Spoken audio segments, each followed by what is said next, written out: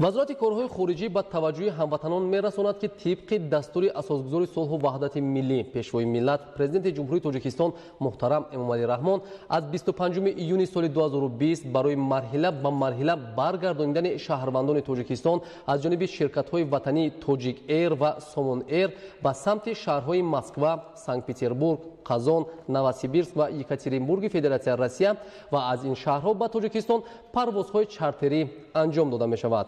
هنگام برگرداندن شهروندان تاجیکستان توسط پروازهای چارتری به طبقه‌های آسیب‌پذیر شهروندان پیش از همه به بیماران، زنان با کودکان خردسالان، پیرانسالان، دانشجویان و نفران همراه اینچنین شخصانی که بنابر سفر خدمتی در روسیه درماندند اولویت داده می شود. در سفارت جمهوری تاجیکستان در فدراسیون روسیه واقع در شهر مسکو و کنسولگری‌های گنرالی تاجیکستان در شهرهای سنت پترزبورگ، یکاترینبورگ، نوسیبیرسک و اوفا کمیسیه‌های مخصوص تأسیس داده شده.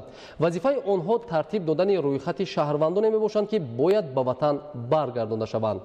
پس از آماده گردیدن این رویخط‌ها شهروندان برای خریداری چیپتا خبردار کرده میشوند. بنابر این از شهروندان تاجیکستان احترامانه خواهش کرده می شود تا مراجعت‌های خود را با سراغ الکترونی چارتر رشا MFA-TG با درج معلومات تماس و حجت‌های ضروری ارسال نمایند.